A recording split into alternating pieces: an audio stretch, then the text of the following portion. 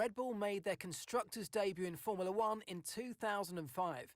Since then, they have become one of the sport's dominant forces, winning 5 Constructors' Championships and 6 Drivers' Championships.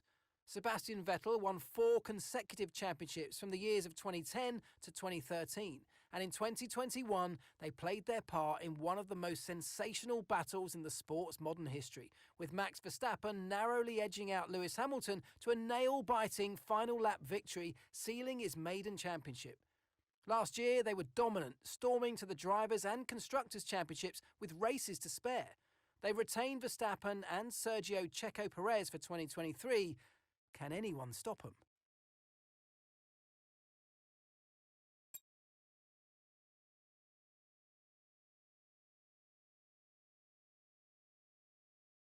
An icon of F1, Scuderia Ferrari have been competing in the sport since the birth of the Formula One World Championship in 1950. As well as being the only marque to have participated in every World Championship season, they're also the most decorated, with more wins and more world titles than any other team in the history of the sport. Founded by Enzo Ferrari in 1929, Scuderia Ferrari originally supported Alfa Romeo before starting from 1947, forging their own identity as the racing team and road car manufacturer we know today. 9 of the world's most famous and recognisable drivers have competed and become champions with Ferrari, including Niki Lauda in the 70s and Michael Schumacher in the 90s and early 2000s.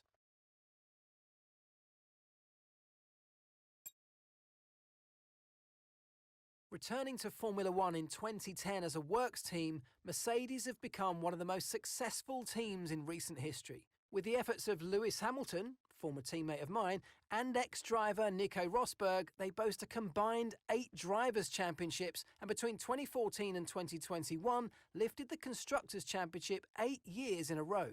Briefly the engine supplier for the Brackley-based 2009 Constructors' Champions Brawn GP, that team was then rebranded to Mercedes Works Team, with the one and only Michael Schumacher signed as their very first driver. The Silver Arrows suffered a rare difficult year in 2022, finishing in 3rd place in the Constructors' Championship due to the underperformance of the W13 car. Team principal Toto Wolff has pledged that next year the team will be pushing to return to winning ways with the ever-strengthening partnership of Lewis Hamilton and George Russell.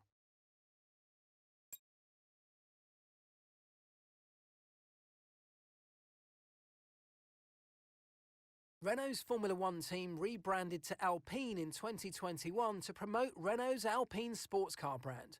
They've been in some shape or form a part of Formula One for 45 years, starting as a constructor in 1977. As well as having their own team, Renault acted as an engine supplier for various partners over the years, where they've shared in many successes, including an incredible run in the 90s with Williams and 4 back-to-back titles with Red Bull from 2010 to 2013. Renault won both the Constructors' and Drivers' Championships with Fernando Alonso in 2005 and 2006. Actually, 2005 was really annoying because we should have definitely won that with Kimi at McLaren. But anyway, after that, they quickly fell down the pecking order. However, Alpine were a pacey proposition last year, finishing 4th in the Constructors' Championship. They retain Esteban Ocon and welcome Pierre Gasly for 2023 to constitute an all-French lineup.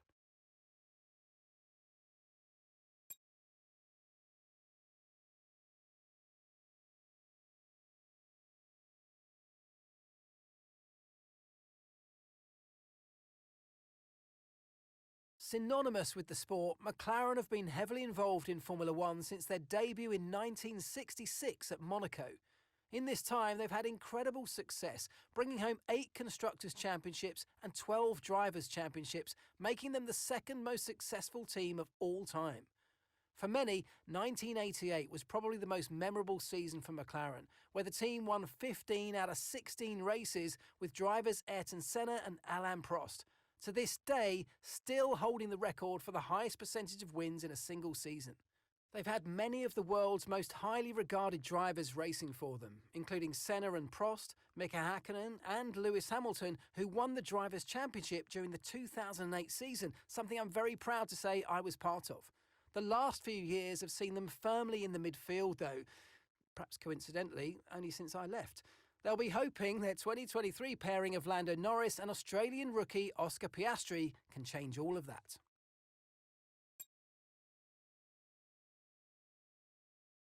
Sauber Motorsport AG, currently racing as Alfa Romeo Formula One team, have a long and varied history, competing in various disciplines since the 1970s. But it wasn't until 1993 they began their Formula One campaign.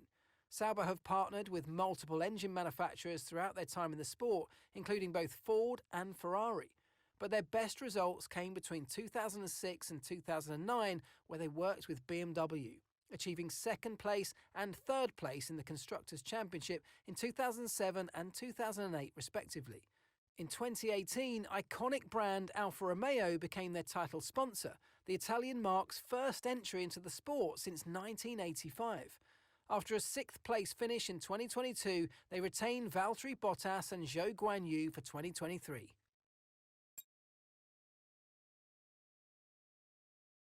After more than 60 years away, the British racing green of Aston Martin returned to Formula One in 2021.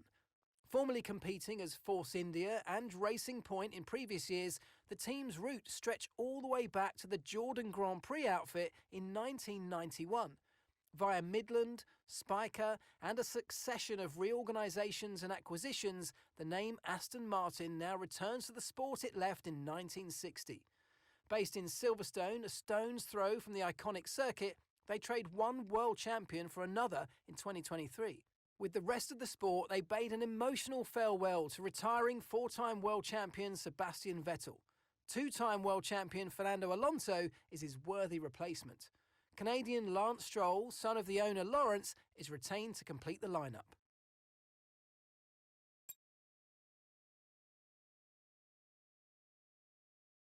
Debuting in 2016, the USA-based Haas team began strongly in the midfield, with Frenchman Romain Grosjean bringing his car across the finish line in sixth place in the team's very first race at the Australian Grand Prix. Ferrari supply the power units and transmission to Haas as part of a technical partnership which has helped the team maintain their cost-effective and sustainable operation. After a lean couple of years, they rose to 8th last season and will this year field the experienced duo of Kevin Magnussen and Nico Hülkenberg. The Red Bull-owned AlphaTauri team was originally formed in 2006 under the name Scuderia Toro Rosso, with the intention of developing a pathway for Red Bull's junior drivers to the parent team, Red Bull Racing. Since 2010, they've worked independently, with their own car being designed and built in Faenza, Italy. In 2020, the team achieved only their second win at Monza, courtesy of Pierre Gasly. The first win and sole pole position came from Monza too, this time in 2008 with a young up-and-coming superstar Sebastian Vettel in the driver's seat. F2 champion Nick de Vries finally makes his F1 bow with AlphaTauri this year, partnering the retained Yuki Tsunoda.